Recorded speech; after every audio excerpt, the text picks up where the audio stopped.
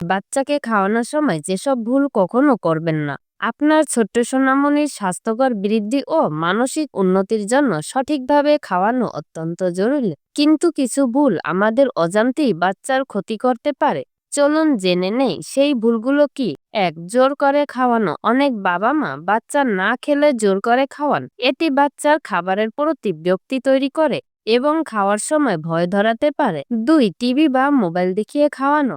Mobile বা TV দিয়ে খাওয়ালে বাচ্চা মনোযোগ দিয়ে খাওয়া শেখে না এবং খাবারের স্বাদ বুঝতে পারে না। 3. অতিরিক্ত মিষ্টি বা প্রক্রিয়াজাত খাবার দেওয়া। চকলেট, চিপস বা জ্যাম ফুডের অভ্যাস ছোট থেকেই দাঁতের ক্ষয় এবং হজমের সমস্যা তৈরি করে। 4. খুব দ্রুত খাওয়ানো। খুব দ্রুত খাওয়ালে বাচ্চার হজমে সমস্যা হতে পারে। সময় নিয়ে ধীরে ধীরে খাওয়ান। 5. ক্ষুধা না লাগলে খাবার দেওয়া। ক্ষুধা না থাকলেও জোর করে খাওয়ালে শিশুর স্বাভাবিক ক্ষুধাবোধ কমে যায়। 6. পর্যাপ্ত পানি না দেওয়া। অনেক সময় শুধু খাবারের দিকে মনোযোগ দিয়ে পানি দেওয়াই ভুলে যায়। শিশুর শরীরের হজম ও পুষ্টির জন্য পানি খুব দরকার। 7. খাবারের সময় রাগ বা চাপ দেওয়া। খাওয়ানোর সময় বকা বা চাপ দিলে বাচ্চার খাওয়ার অভ্যাস খারাপ হয়ে যায় এবং মানসিকভাবে ভয় তৈরি হয়। প্রতিটি শিশু ভিন্ন, তাই ধৈর্য ধরে আনন্দময় পরিবেশে এবং সঠিক সময়ে খাওয়ান। বাচ্চাকে খাওয়ানোর সময় এই ভুলগুলো না করলে সে